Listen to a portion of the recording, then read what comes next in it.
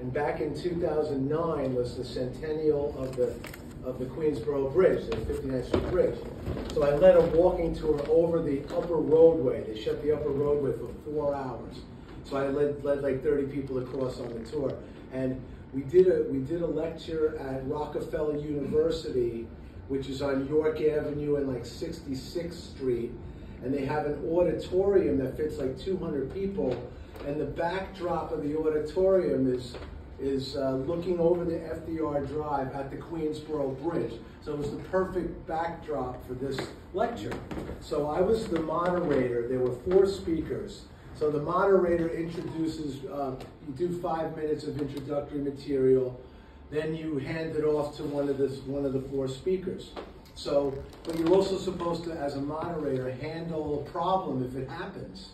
So the second speaker is speaking and the screen goes blank. So now we have no visuals for this bridge lecture.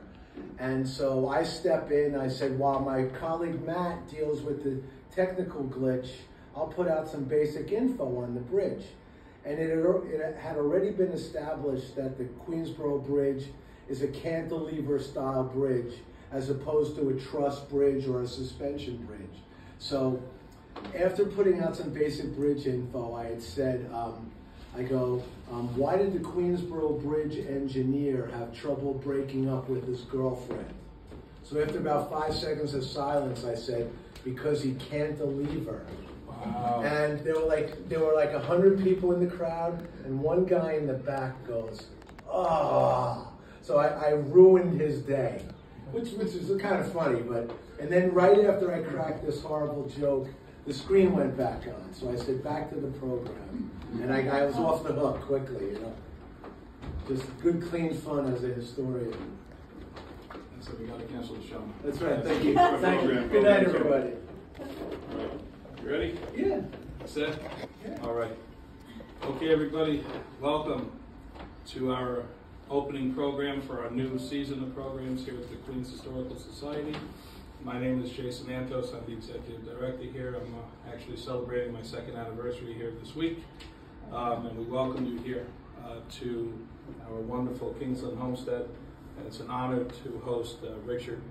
Richard and I, we go back over 15 years. We know each other. I did a book talk on Shea Stadium at the Greater Astoria Historical Society, and it was very well attended because Shea Stadium was still standing at that time. Its days were numbered. I think about 6 months later or less, they tore it down, and that's when I had the honor and the pleasure of meeting Richard, who's here to talk about his new book, Long Island City in 1776. The Revolutionary War is a phenomenal event in the history of Queens County, but something that I don't think has really been explored enough. I mean, it was 200 years ago. You have Oderdonk's incidents in the Revolutionary or Queens, etc., but there hasn't really been a current book to explore the subject until now. And that's why I'm very excited to host Richard tonight. Hey, Paul, how are you? Before Rich starts talking, just to give everybody a little bit of a heads up, we start our new season now of programming in 2 weeks from today. It'll be available up on our website starting tonight. The Queens Historical Society will host Alvin Eng. Alvin is a gentleman who wrote a best-selling book called Our Laundry, Our Town, and he was part of the first wave of immigrants from Taiwan to come into Flushing. His parents opened up a dry cleaner in the early 1970s. And the interesting thing about his talk will be about how the Asian community got started in Flushing. So it's like an origin story. So that's kind of cool because everyone knows the current story, but people may not be aware of the origin. And so that's kind of cool. So we're honored to have him. That'll be 2 weeks from today. That'll be number one. Number two, also in December, the first weekend in December, we will have our wonderful in-person holiday house tour. Now that tour, for one great low price, includes the Volker Orth Bird Sanctuary on 150th, includes Kingsland here, the Down House across the street, and then the Quaker Meeting House. For those of you who have never been on the holiday house tours, we dress the houses up for the holiday, very Victorian style, and there's entertainment and food and hot apple cider and fun. Okay, and that'll be That's going to be the beginning of December. We're going to solidify the dates. That'll also be available on our website. Also, found out today, October 21st, Saturday, will be Open House NYC. Open House NYC, we were given the Saturday, the 21st time slot. So that is an event that will go from 1 to 5. It's a free event. Everyone can come here to go on a tour of Kingsland Homestead and also various locations around New York City. So Ed, we can use you that day. So we can use you on that day, October 21st, Saturday, starting at 1 o'clock. So we're all very excited about that. So enough talk. All right, I will be no, and that's and then we'll be updating our calendar regularly in the next coming weeks with exciting events here at Queens Historical Society. We are very happy that you're here. This is a very good crowd, very good turnout. Rich, will you have books to sign at the end? Okay, wonderful. Books will be available for purchase. So I'd like to welcome. Can we just mention that we're looking for volunteers as well to be docents, to be volunteers, to be when we're open, to be here to give tours and stuff like that. So if you're interested, let me know. Okay, thank you, Catherine. All right. We're ready. Just the lights. Just bingo. All right. All right. Richard, take it away. Thank you, Jason. Thank you to the Queens Historical Society for having me speak today. The reason I did the book was, like Jason said, there are some great primary sources and secondary sources. Henry Onderdonk Jr. wrote Revolutionary Incidents in Queens County in 1846. There's the Annals of Newtown by James Riker in 1852. So those are two of my main sources. But then there's the History of Long Island by Munsell, 1882. 1896, there's a J.S. Kelsey book, The History of Long Island City. So every 20 years or so, a great book was written about local history. And Vincent Seyfried wrote a number of books, Elmhurst, Flushing, Corona, and he wrote, in 1984, he wrote Long Island City from 1630 to 1930. And the funny thing about it, it's a fabulous book, and he discusses streets in Astoria where old antebellum houses were, and he discusses every house. And the book is super detailed, but there's no index, there's no footnotes. It's just a book with information. So when I did this book for the History Press, they're a subsidiary of Arcadia Publishing, whom Jason has written a number of books for. They didn't allow me to have an index, but I have 259 endnotes. So if you needed to track down on certain info, look at the endnotes pages, and there's other sources to go to guide you if you wish to do any further research. What gives me the credibility to write this book is I had a lady friend like 30 years ago. She wrote an article for a travel magazine about Papua New Guinea, and she won like a national writing prize, and she never went there. She just did solid research, and as much as I would want to go to Papua New Guinea, I think if you've been somewhere and you've walked the ground, it gives you a more license to write about it. I wasn't there in 1776, but I was there for the last 15 years of my life. I've lived in Astoria since 1995, so there's places I can go to and stand in this particular spot, as they have here in Flushing, where you can say, wow, within this general area, this and this happened. And I've always been excited by that. I was with the Greater Astoria Historical Society board from 2003 to 2018. I stepped off of their board to write this book. They need to make money, and I understand that. I didn't do this for the money. I may make some, which will be fine, but I did it for the scholarship of it. And that may sound like bull, but I knew I was going to make a couple of bucks, but the fact that the book is out there, and I told Jason earlier, if someone looks at the Melnick chip or the Melnick book or whatever the medium is in 100 years, then I've done my job. Much like I've looked at these older books to help me along. Hopefully my book will help people along 100 years from now. I was a licensed New York City tour guide, sightseeing guide from 2011 to 2018. I've kayaked on the East River about 40 times. I've gone through the Hell Gate at full flood and full ebb. I've even got dumped from my kayak in the East River. I'm still alive, which is good.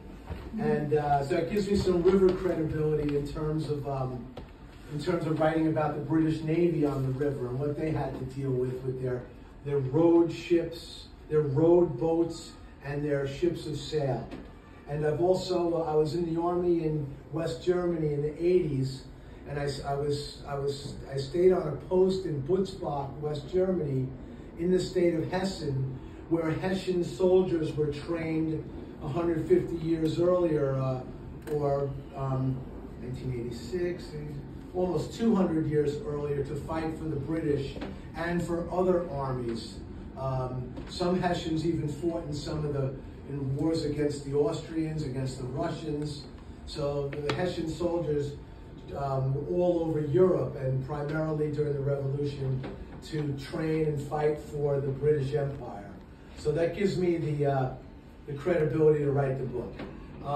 Right here, this is a land grants map. They were called ground briefs, and this is all of the town of Newtown now. Let me see.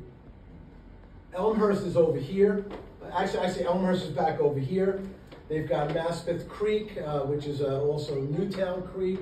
Dutch Kills coming up into the heart of Long Island City, and all these land grants.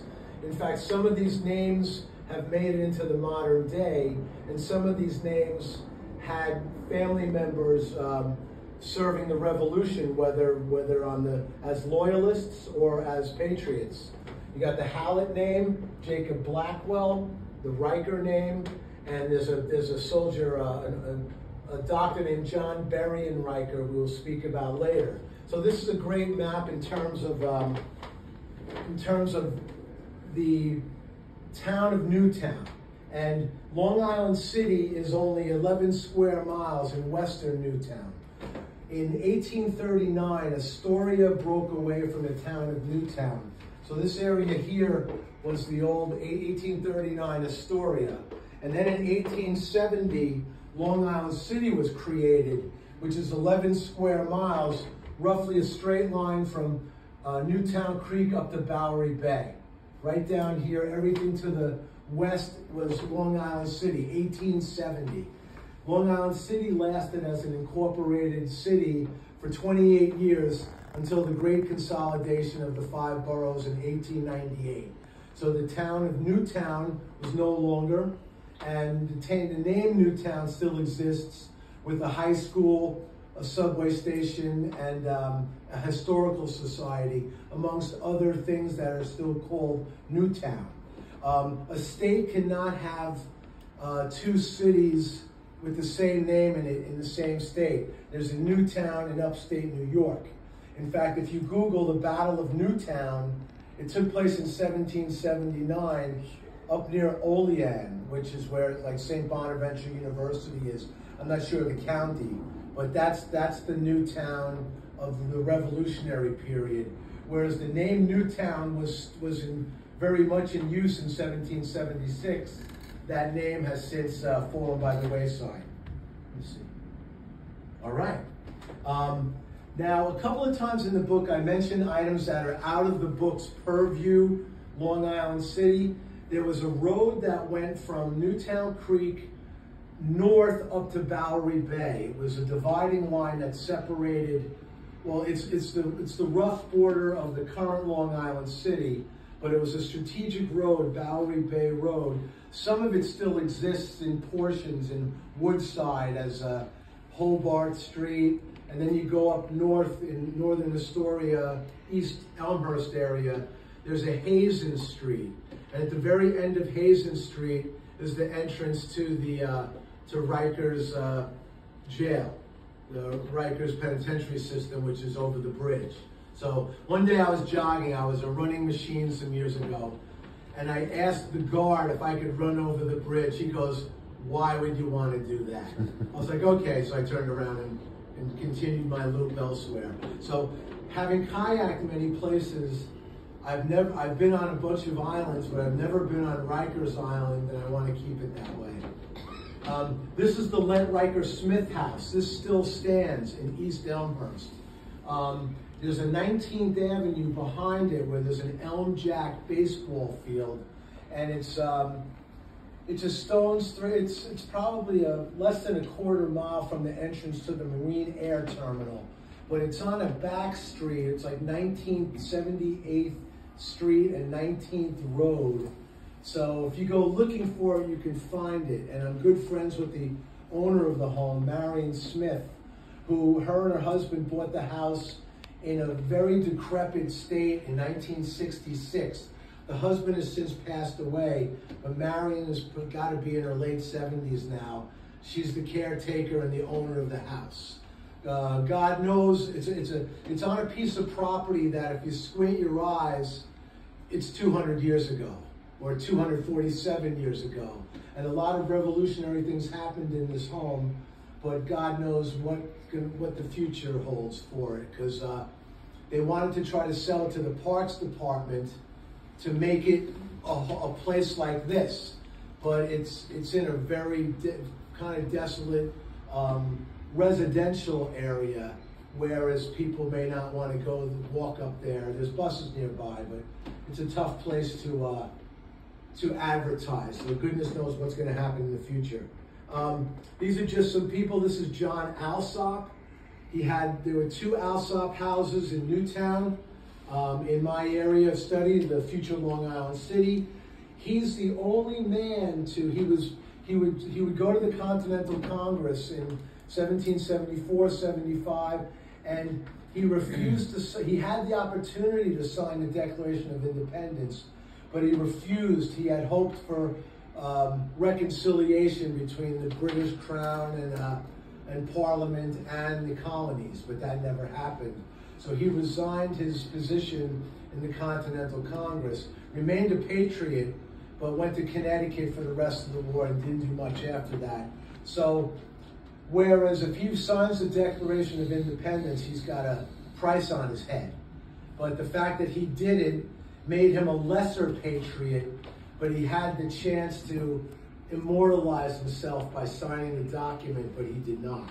He refused to, as a number of other delegates did. This is Joseph Hallett, Hallett's Cove, Hallett's Point, now the Astoria Peninsula. The name is still there. He had a slave named Silas Jupiter, who was the Hallett family slave, who ended up being at Valley Forge, and he fought in 3 campaigns for the Americans. So here's a free black man fighting for American independence when, after the independence was won, there was still slavery for another 90 years. So the Joseph Hallett slave, Silas Jupiter, that's an interesting story on its own right. I'm just showing you pictures of, these are some of the pictures were based on like a grandnephew's recollection of his great uncle. And so these are not period paintings, but someone's idea of what they must have looked like. This is the Grand Union flag. This was the first Army flag that American troops carried. It goes back to 1775. This flew over when they were besieging Boston. The Battle of Long Island in August of 1776. This flag flew.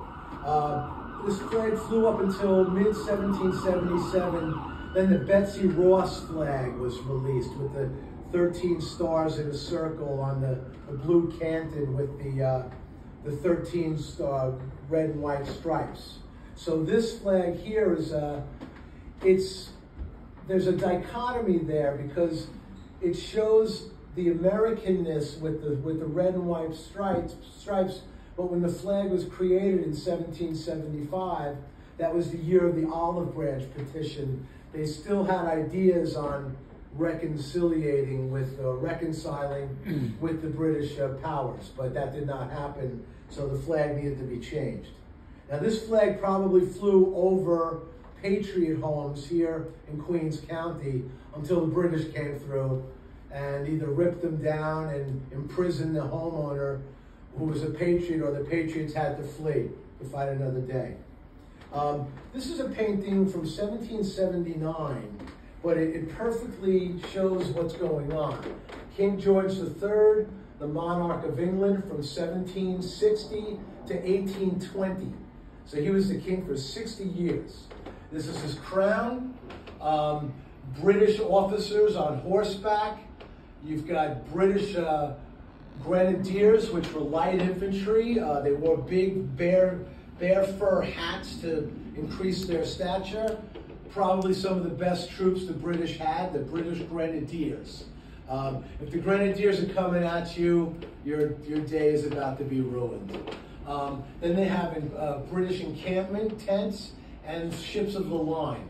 All of that came here in June and July and August of 1776. They massed in New York Harbor, which is also called Upper New York Bay, and they were south of the Narrows, off the coast of Sandy Hook, ready to move. And the British were amphibious operations. So wherever the British Navy could go, they could disembark troops. They did it. There were a number of amphibious landings during the American Revolution here.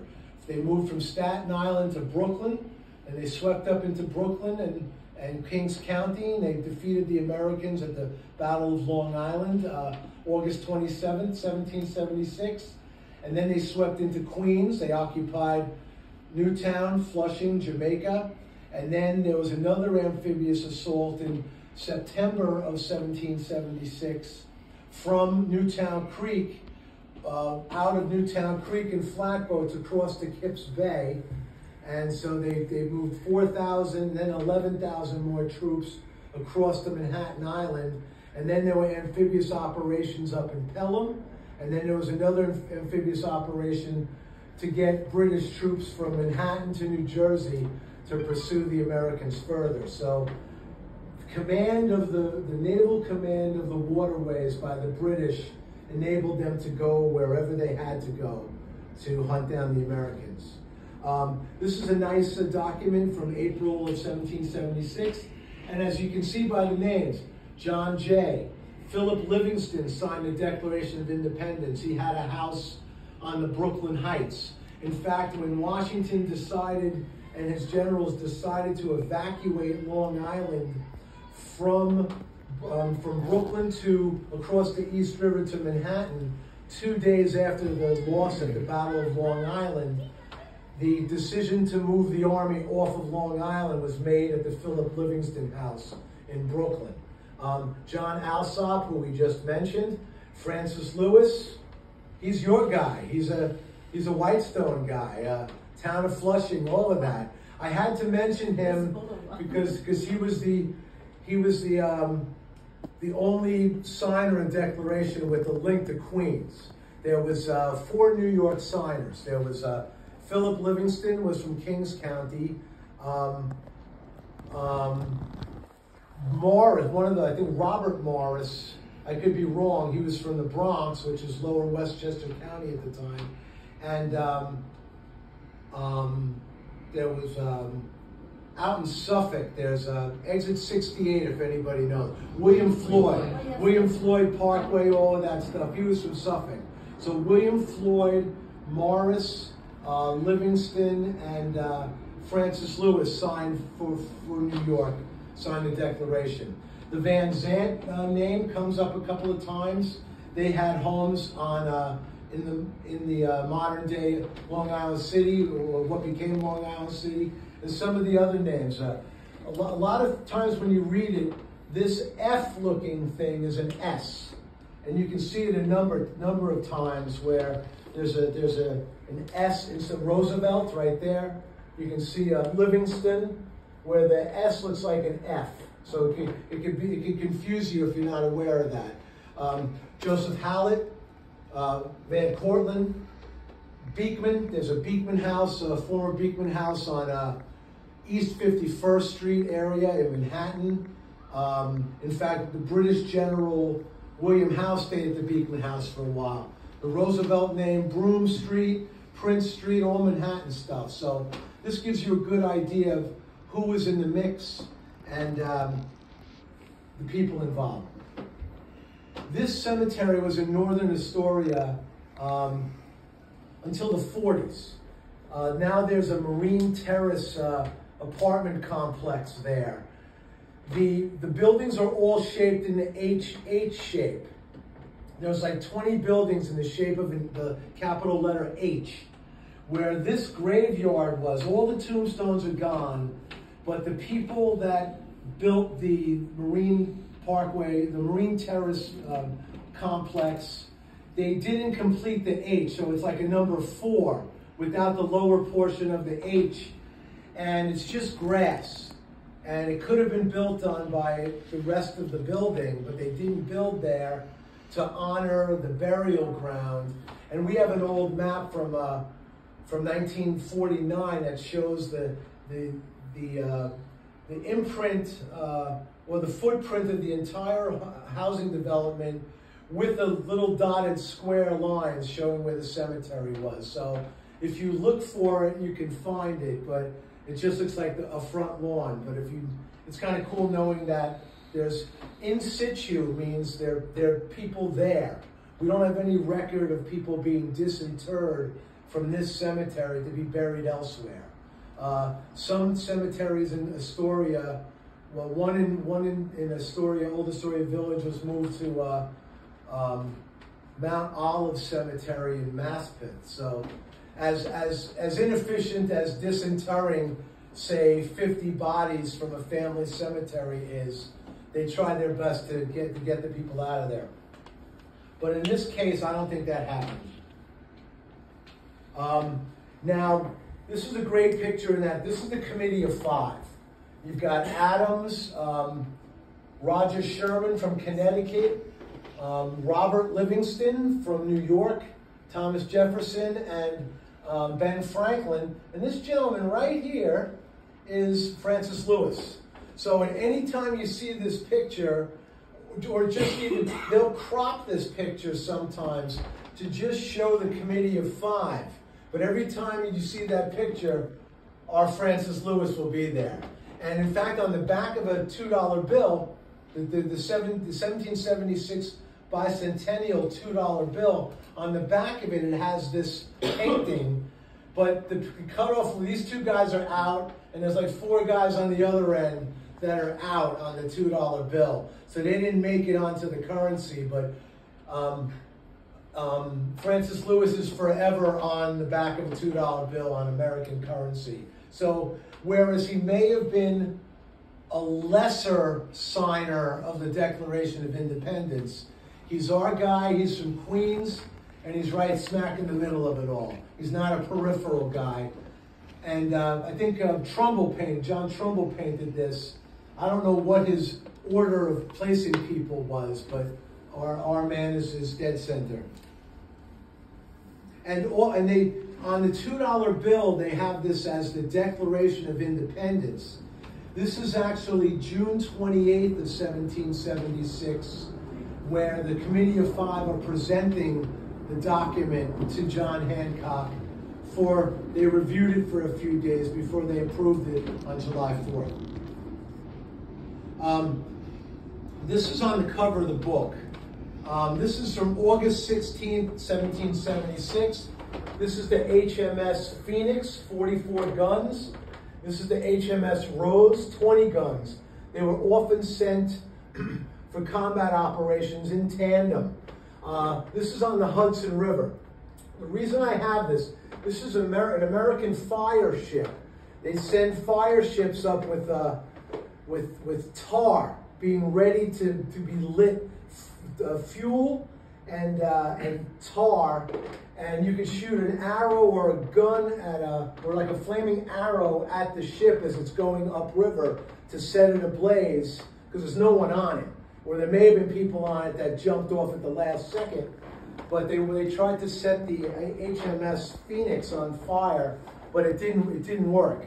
The reason I have this in the book is because these two vessels will be up the East River within a month's time. So this is the only image I found of these two vessels in a combat situation, and I put it in the book just to show that there were no paintings of these boats on the East River, because the Hudson River is a more glamorous river and more things happen there. This is the Honorable Sir William Howe. This is from 1777. He won the Knight of the Bath. He was awarded the Knight of the Bath after the Battle of Long Island in August of 1776. So this is from 1777, shows him with that honor. Now, him and his older brother, Richard Howe was the admiral of the British fleet. William Howe was the commander of all, of everybody, the Navy and the Army. They tried to reconcile with the Americans first, and then when the Americans refused at Staten Island on September 11th at the Conference House, John Adams, Benjamin Franklin, and Edward Rutledge met with William Howe, Suffolk militia, and he lived in this house in that area. I have a chapter in the book that shows about 20 of the houses. One exists now, the one I showed you earlier. This is the Jacob Blackwell house. Now on this property is the Big Alice power plant on north of the Queensboro Bridge on Vernon Boulevard. It's got 3 tall stacks and a shorter stack. It's been up there since the 50s. This house was there from 1730 to 1901. They tore down the house in 1901 to build a factory, and they saved the door. So this is the Blackwell House door, and in fact, Jason, this is Vincent Seyfried's writing on the perimeter of the. We have 2 pictures in the book that we got him, but we got some glass slides and some regular slides from him. So I kept the writing in the image. This is the British arrow of confiscation. When they came to Europe, this was the Jacob Blackwell house, who was in a couple of those earlier documents. He was a big-time patriot colonel. He had fought in the French and Indian War, so he was combat ready, but he was an older man. He had to flee his house. The British took his property and said, "Dear Colonel, what is yours now belongs to the king." The arrow of confiscation. Some books call it the crow's foot of confiscation, but we see it more often as the arrow of confiscation. This is when the door was still on the house. And we go forward.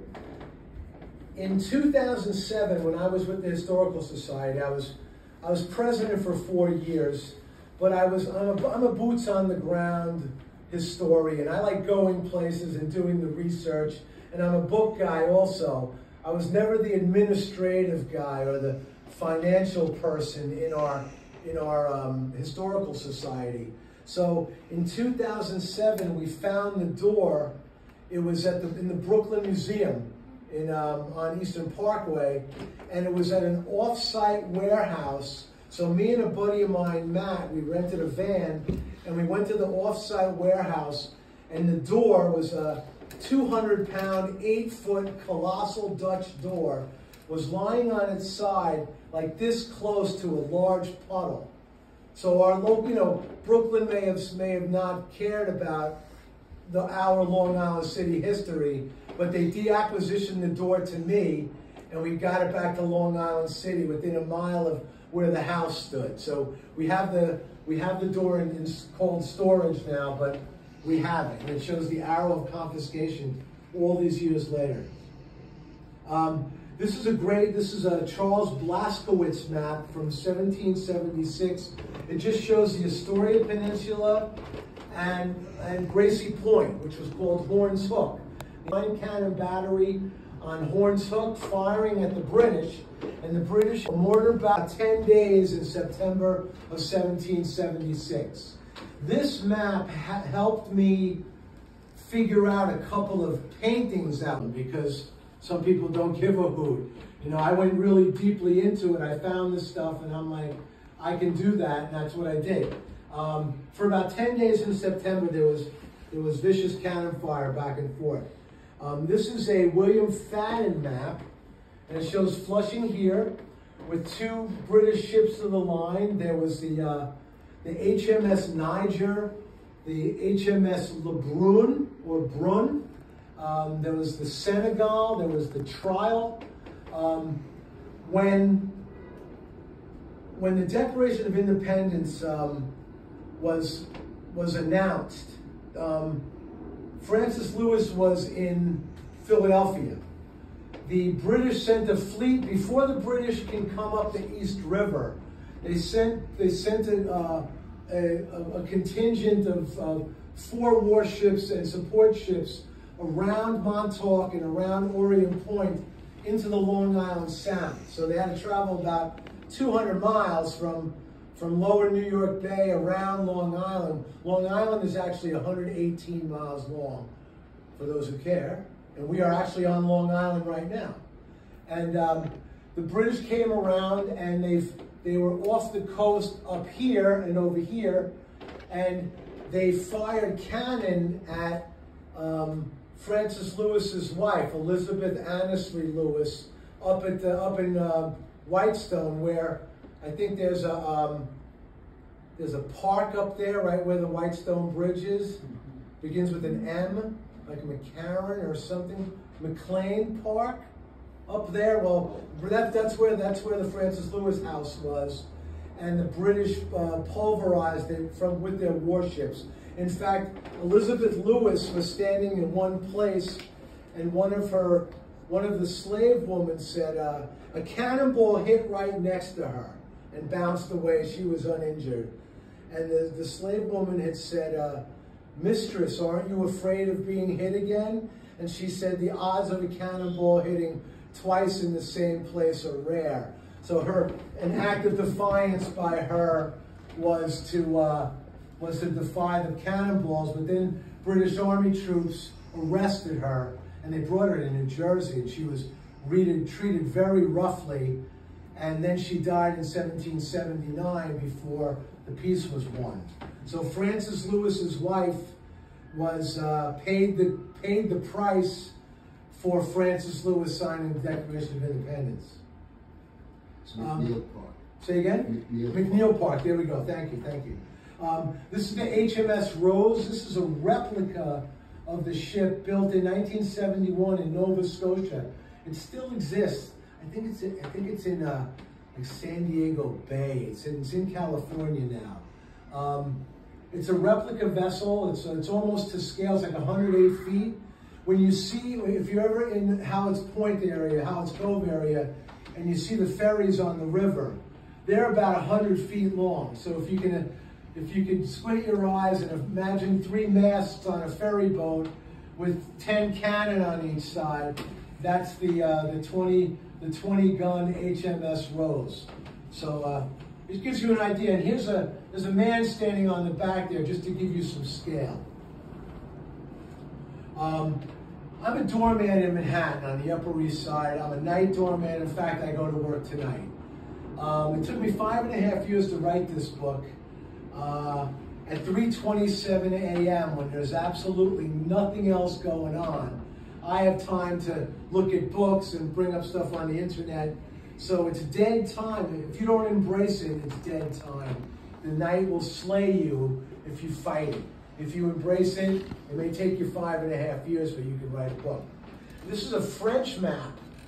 This is an awesome map. If you buy the book, you can dive into this map even with a magnifying glass. Randall's Island, Ward's Island, the Astoria Peninsula, the northern end of Roosevelt Island. This is Gracie Point. So my area of focus is here.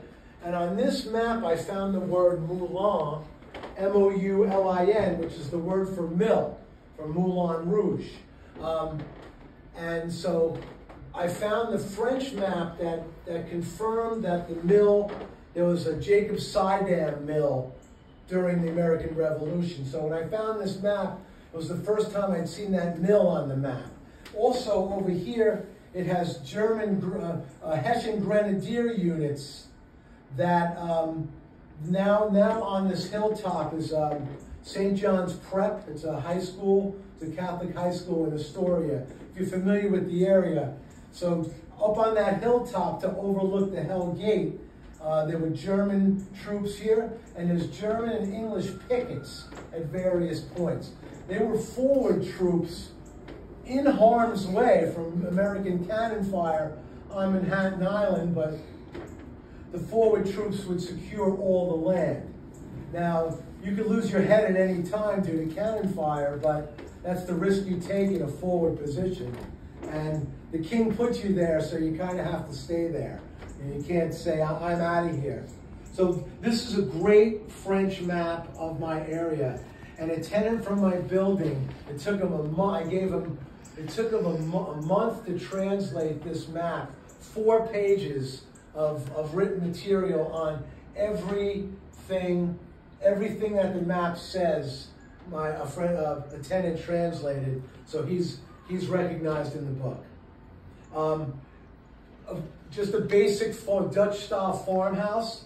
The Gossman House, this is on 39th Avenue now.